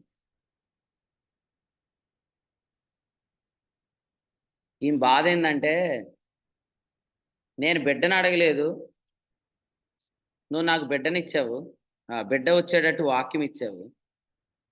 ఈరోజు ఏం జరిగిందంటే ఆ బిడ్డ చనిపోతున్నాడు. ఒకసారి జాగ్రత్తగా వినండి. కొంతమంది సెకండ్ హ్యాండ్లో డివైస్లు అమ్మేస్తారు కదా, అమ్మినప్పుడు ఏం చెప్తారు? రాము చెప్పు, నువ్వు ఎప్పుడైనా సెకండ్ హ్యాండ్లు కొనుక్కున్నావా? అది పనిచేసే వరకు వాడుకోండి, తర్వాత ఎప్పుడు అయిపోతుంది తెలియదు. అబ్బా, అలాంటి వాడు భక్తిగల అమ్మేవాడు అనమాట. నేను భక్తిగల అమ్మేవాళ్ళ గురించి అడుగుతలేదు. సెకండ్ హ్యాండ్ల వస్తువులు కొనుక్కున్న వాళ్ళు ఎవరైనా ఉంటే చెప్పండి, ఏమని చెప్పి అమ్ముతారు? రీసెంట్ గానే కొన్నాను, ఎక్కువ వాడలేదు. పడ్డాడు మోసంలో. చెప్పు, ఇక చెప్పు. ఇంకేం చెప్తారండి? అసలు నేను ఎక్కువ వాడలేదు అంటారు కదా, ఆ మోసంలోనే పడిపోతున్నారు. ఓ మాట అంటాను, ఒకవేళ కానీ మీకు సెకండ్ హ్యాండ్లు ఈ డివైస్ అమ్మినోడు ఆ డివైస్ పోయిందనుకోండి, వచ్చి దాని గురించి ఏమైనా రిపేర్ చేస్తాడా?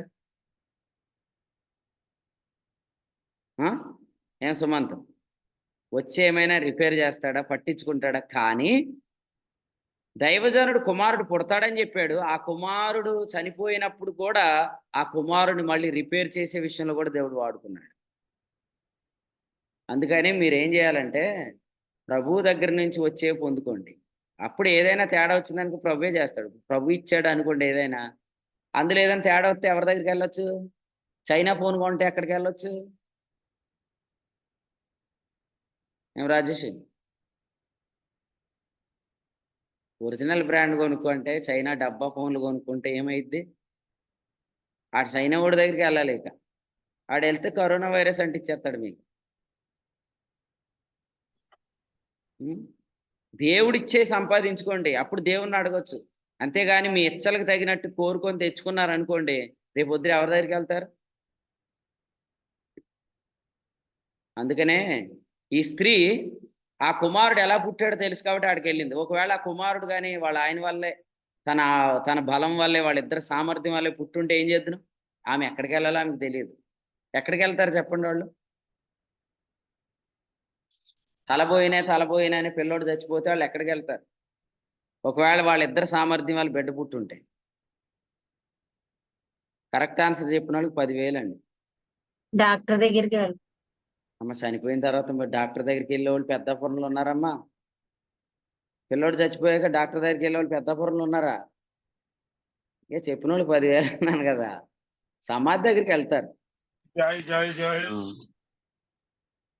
సమాధి దగ్గరికి వెళ్తారు, నిరీక్షణ లేని చోటుకి వెళ్తారు. ఇక ఇక ఆ బిడ్డ విషయంలో వాళ్ళు ఇక ఆశలు వదిలేసుకుంటారు. కానీ ఈ బిడ్డ ఎలా పుట్టాడో వాళ్ళకి తెలుసు కాబట్టి దైవజనుడి దగ్గరికి వెళ్ళిన. అందుకే నేనేమంటానంటే మీ జీవితంలో చిన్న వస్తువుతో పాటు అన్ని వాగ్దానాల ద్వారా పొందుకోండి. అప్పుడు మీరు ఏదైనా ప్రాబ్లం వస్తే మళ్ళీ ప్రభు దగ్గరికి రావచ్చు. అంతేగాని మీ దురాశల్లో నుంచి, ఇచ్చల్లో నుంచి మీరు పొందుకున్న వాటి కొరకు ప్రభు దగ్గరికి వచ్చి ఏమడుగుతారు? ప్రభువా ఈ స్త్రీ నువ్వు నాకు ఇచ్చావని చెప్పేశాడు కదా ఎవరో ఆదాము. ఎందుకంటే ఆహ్, నిజంగా ఇచ్చింది ఆయనే కాబట్టి. నువ్వు పండెందుకు తిన్నావురా బాబు అని అంటే, నువ్వు నాకు ఇచ్చిన ఈ స్త్రీ అన్నాడు. ఒకవేళ ఆ స్త్రీని దేవుడు ఇవ్వకపోతే అందుడా? కాబట్టి ఎటువంటి ప్రాబ్లమ్స్ వచ్చినా భర్తలారా ఏం భయపడకండి. మీ భార్యలు దేవుడు ఇచ్చాడు కాబట్టి మీరు దేవుని దగ్గరికెళ్ళండి. ఒకవేళ గాని మీరు దురాశల్లో, ఇచ్చల్లో వాళ్ళు సంపాదించుకుంటే మాత్రం దానికి దేవుడు గ్యారంటీ కాదు, దైవజనుడు గ్యారంటీ కాదు. వాక్యం చాలా స్పష్టంగా చెప్తుంది. ఆమె వెళ్ళినప్పుడు ఆమె మీద ఎలీషా చిరాకు పడ్డాడు. ఒకసారంట కలవరి సతీష్ గారి దగ్గరికి ఒకడు అంబులెన్స్ వేసుకొని పేషెంట్‌ని అట్టుకుపోయాడంట ఇంటికి. ఎందుకంటే ఈయన అస్తమాట అంటున్నాడు కదా! స్వచ్ఛమైన వాక్యం, శ్రేష్టమైన ఆరాధన కావాలంటే మా దగ్గర రండి అంటున్నాడని. అంబులెన్స్ అట్టుకొని డైరెక్ట్ పేషెంట్‌ని ఏసిపోయాడంట. తెలుసా మీకు? తెలిసినా ఎవరు చెప్పకండి ఎందుకులే. ఇది పెద్ద మాట్లాడుకునే అంశం కాదు. వెళ్తే ఏం జరిగింది? దెబ్బకి తరిమేసాడాయన. ఎందుకంటే పేషెంట్ చచ్చిపోతే నా మీదకొత్తది. కానీ ఇక్కడ చూడండి ఎలీషా ఏమన్నాడంటే గేహజీతో, "ఎవరక్కడ? వాళ్ళని రానీకు" అనలేదు. ఏమన్నాడు? ఆ స్త్రీ వస్తుంది. 27 వచ్చిన ఆమె బహువ్యాకులముగా ఉన్నది. ఆమె గురించి మాట్లాడుతూ అన్నాడు. 26 వచనంలో దూరం నుండి ఆమెను చూచి ఆమె షునేమీయురాలు. నీవు నీ పెనిమిటి నీ బిడ్డ సుఖముగా ఉన్నారా అని చెప్పి ఇప్పుడు మనం చూస్తున్నాం 26, 29 నడుం బిగించుకొని నా దండం చేత పట్టుకొని పోము.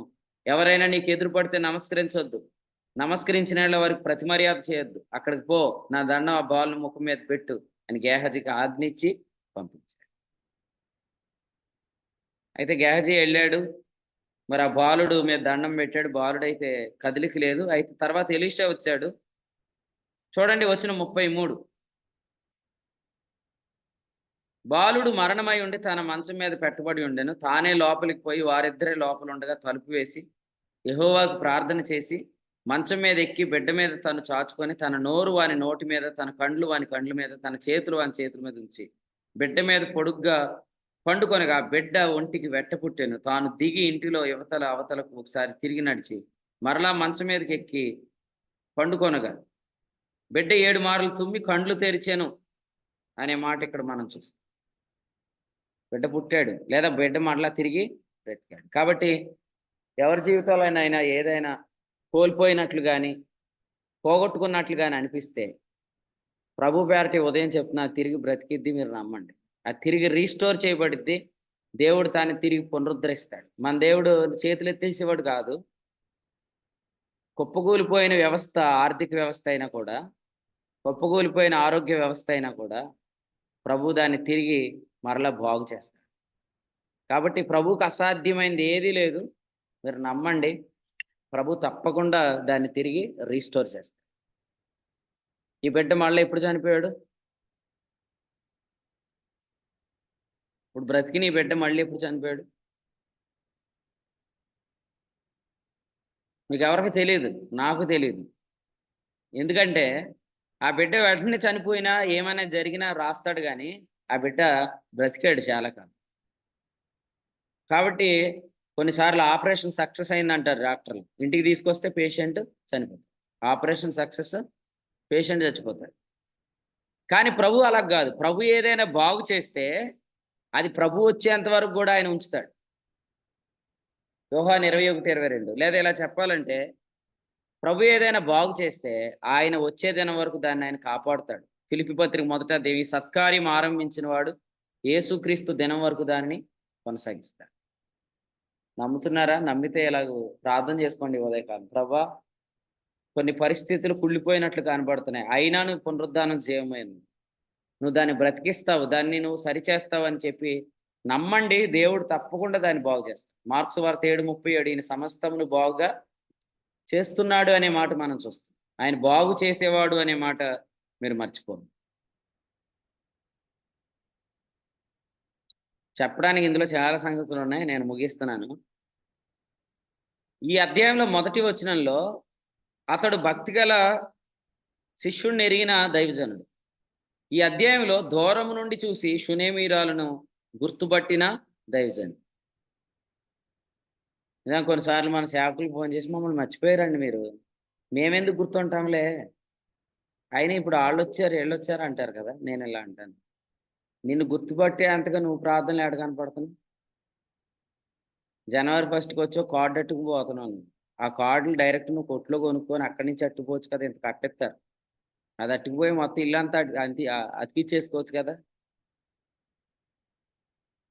మనమైతే హెబ్రీ 10:24 ఫాలో అవ్వం, కానీ సేవకుడికి సెటైర్లు వేస్తారు కొంతమంది. ఏమనంటే మేమెందుకు గుర్తుంటాంలే అని. నీకు గుర్తుంటే అంతగా నువ్వేం చేస్తావు చెప్పు. కానీ ఇక్కడ చూడండి, ఆమె ఫేస్ని దూరం నుంచి ఆయన ఐడెంటిఫై చేశాడు. మాత్రమే కాదు, 27వ వచనంలో ఏలీ ఏమన్నాడు అన్నా గురించి? నువ్వెంతవరకు మత్తురాలై ఉందు అన్నాడు. కానీ ఇక్కడ గేహజీ ఆమెను అపార్థం చేసుకున్నాడు, కానీ ఎలీషా ఏమన్నాడంటే ఆమె జోలికి పోవద్దు.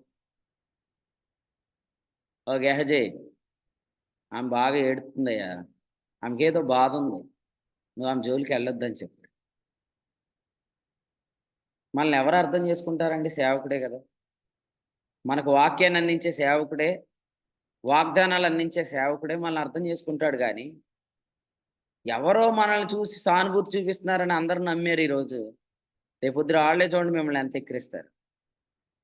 వాళ్ళే మిమ్మల్ని పిలిచి పిలిచి మరీ మిమ్మల్ని అవమానపరుస్తారు.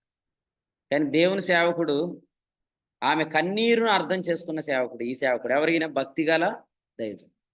భక్తిగల దైవజనుడు ఆమె బహువ్యాకులముగా ఉన్నది, ఆమె జోలికి పోవద్దని చెప్పాడు.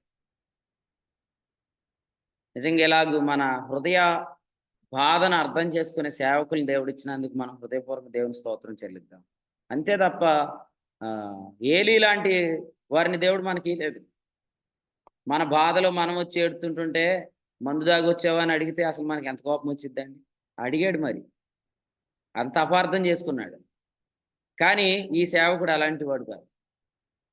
వారి కన్నీరు వెనకాల వారు ఏం కోల్పోయారు, వాళ్ళు ఎంత కోల్పోయారు, ఎంత నష్టపోయారు, అదంతా కూడా ఆ సేవకుడికి అర్థమైంది. కాబట్టి వారిని చాలా మంచిగా ట్రీట్ చేస్తున్నాడు.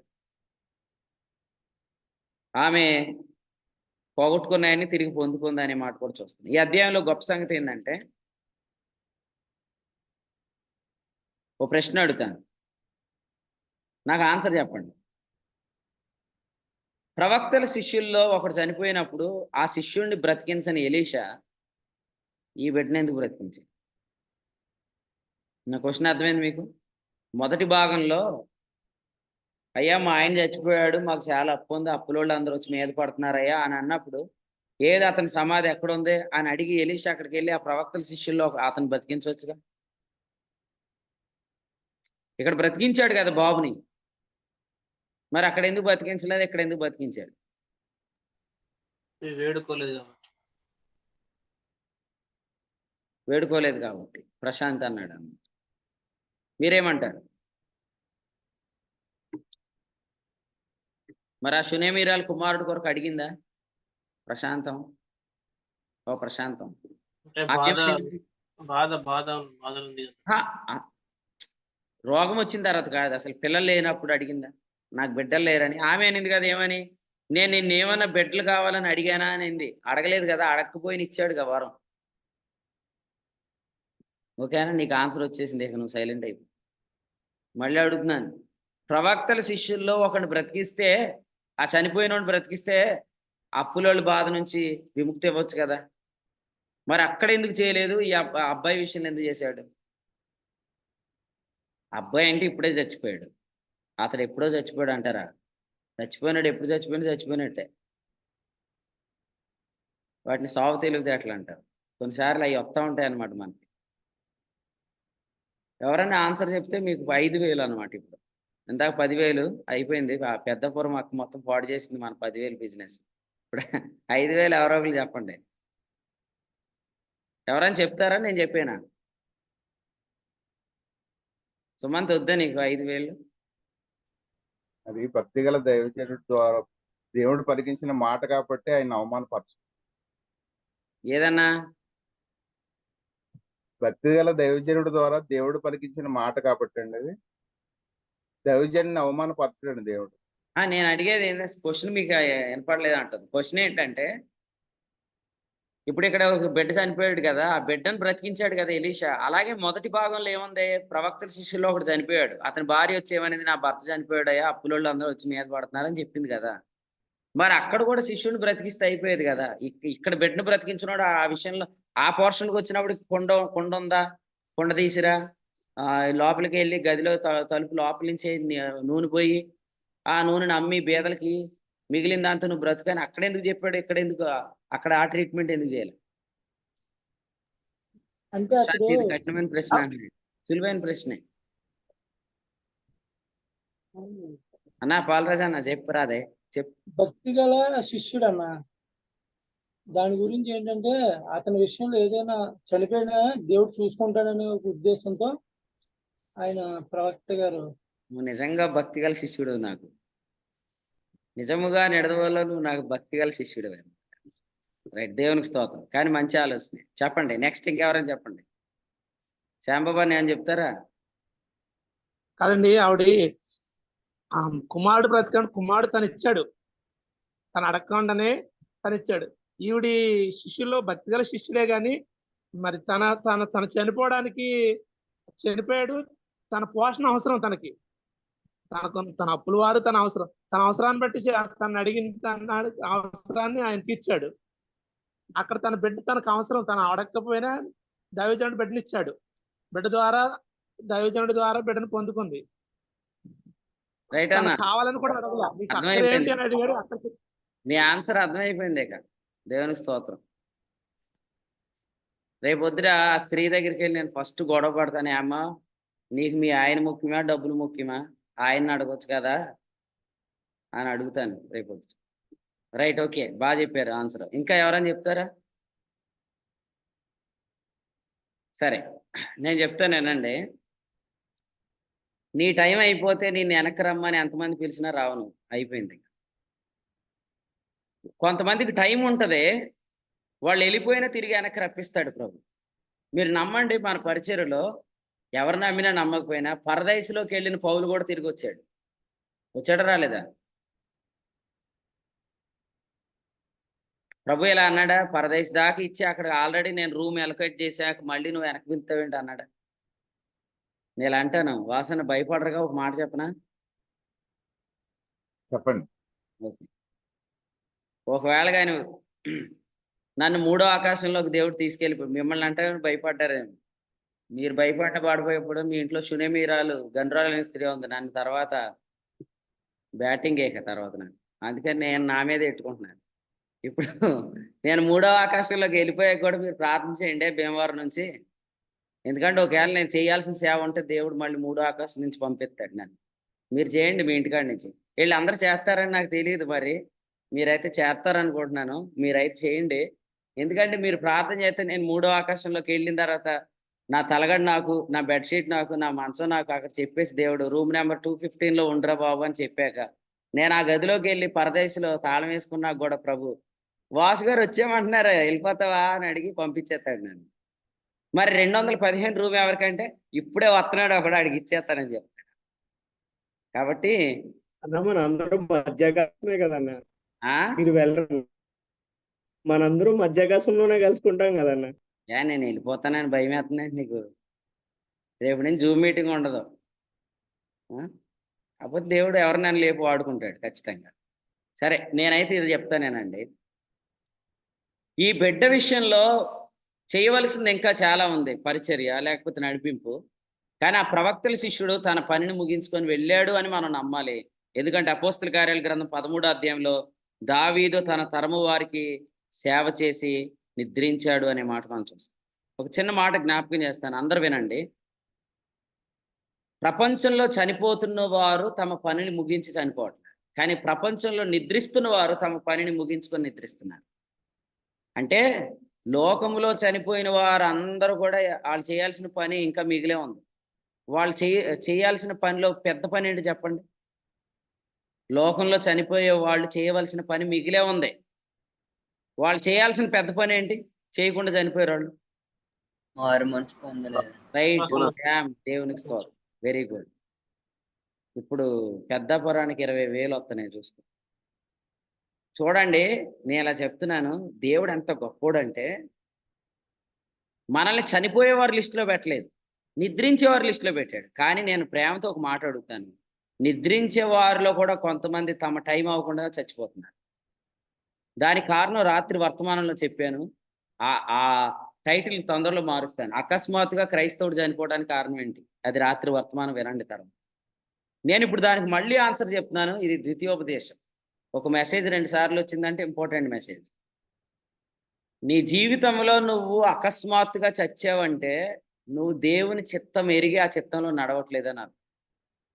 దేవునికి విరోధంగా వెళ్తున్నావు, సంఘాన్ని పాడు చేస్తున్నావు, దేవుని పనిని పాడు చేస్తున్నావు. నువ్వు ఎప్పుడు వెళ్ళిపోతావో నీకు తెలియదు. అలా వెళ్ళిపోయే వారి గురించి కొరింథీ పత్రికలో రాశాడు 11వ అధ్యాయంలో. మీలో చాలామంది బలహీనులుగా ఉన్నారు, రోగులుగా ఉన్నారు, చాలామంది నిద్రిస్తున్నారని. ఆ లిస్టులో మనం ఉండకూడదని జ్ఞాపకం చేస్తున్నాను. కాబట్టి మరికొన్ని విశేషాలు ఉన్నాయి. రేపు 5వ అధ్యాయం స్టార్ట్ చేసే ముందు నేను జస్ట్ జ్ఞాపకం చేసి 5లోకి వెళ్తాను. ప్రభు తలంపును మనందరూ ఇప్పుడు దీవించును గాక. ఇక్కడున్న వారందరి కొరకు చిన్న ప్రార్థన చేస్తాను. ప్రభు పిలిచిన తర్వాత మీరందరూ మీ ఆయన చిత్తానుసారమైన సమయంలోనే మీరు ఎక్కడి నుంచి వెళ్ళుదురు గాక. అకస్మాత్తుగా మీరెవరు ఈ లోకాన్ని విడిచిపెట్టకుందురు గాక. ఒకవేళ ఇలా చెప్తాను, మీ టైం అయింది అనేది కూడా దేవుడు మీకు చెప్తాడు. మీ మరణాన్ని గురించి కూడా సూచన మీకు చూపిస్తాడు. అంటే అదేదో భయంకరమైన సూచనలు ఏం కాదు, మీరు ఇంకా స్పీడప్ చేయడానికి మీ పని దేవుడు చూపిస్తాడు. మీకు ఎవరికి అకస్మాత్తు మరణాలు రావు అని ప్రభు పెడతాడు. యాక్సిడెంటల్ డెత్స్ మీకు ఉండవు.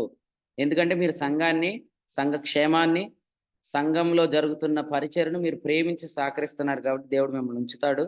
కాబట్టి మీరు దాని విషయంలో భయపడొద్దని ప్రభుపేట ఆదరణ వాక్యాన్ని చెప్పి ముగిస్తున్నాను.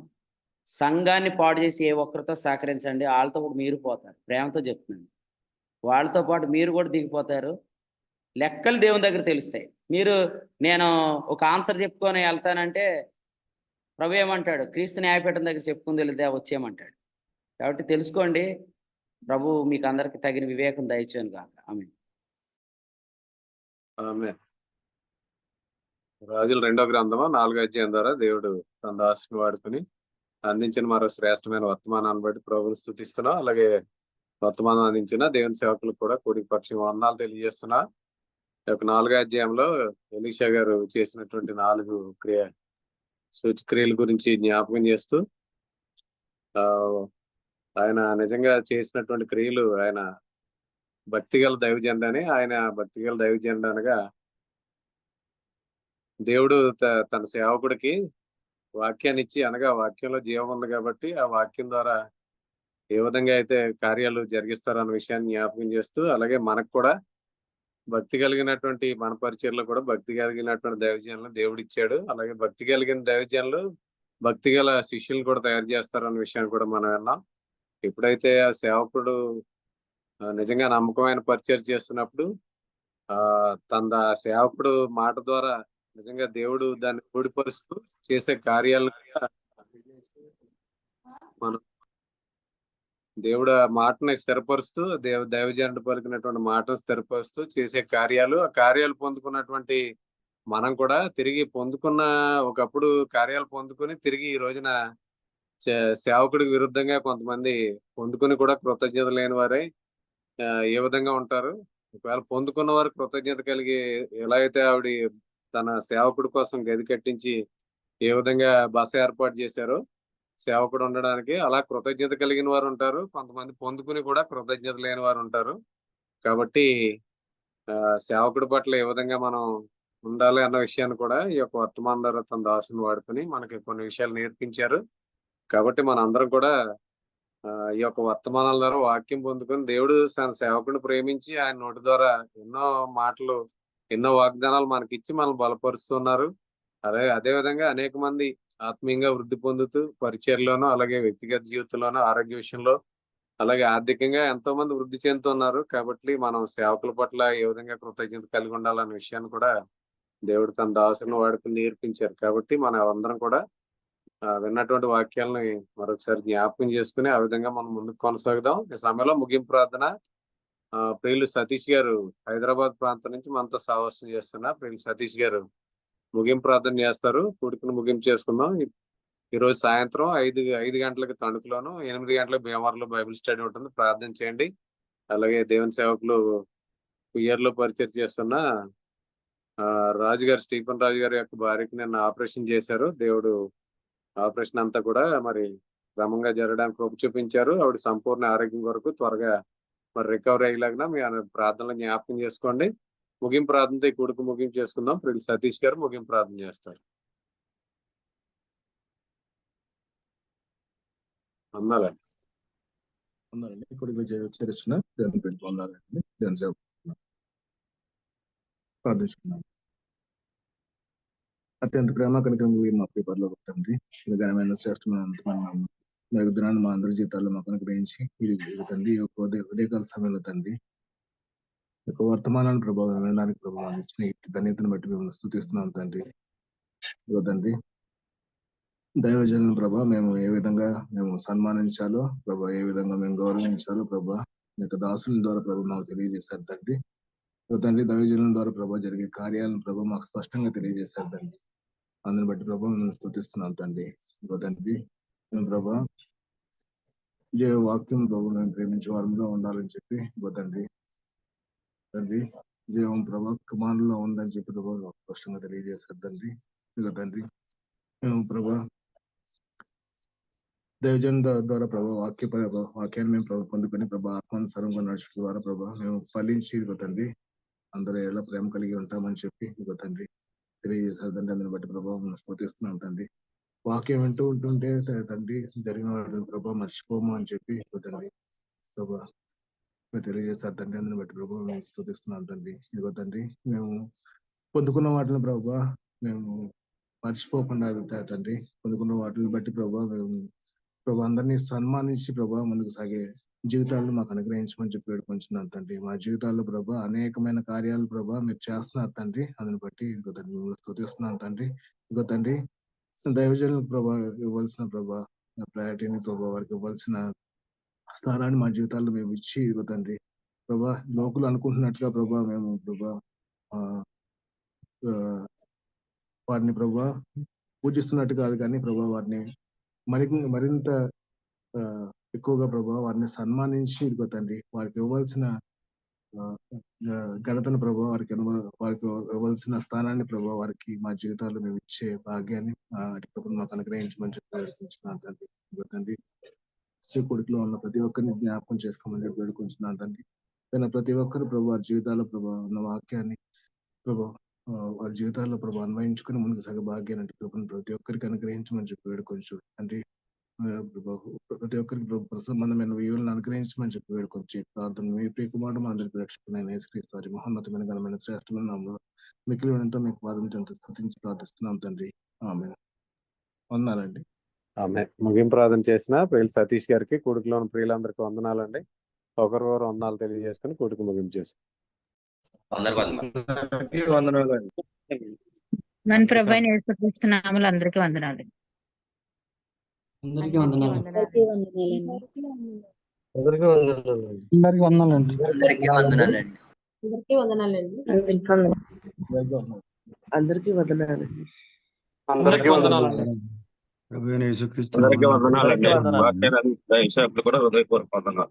సేవకులకు వందనాలండి. కూడి వచ్చిన సహోదరులందరికీ వందనాలండి. అందరికీ వందనాలండి. అందరికీ వందనాలండి. అందరికీ వందనాలండి.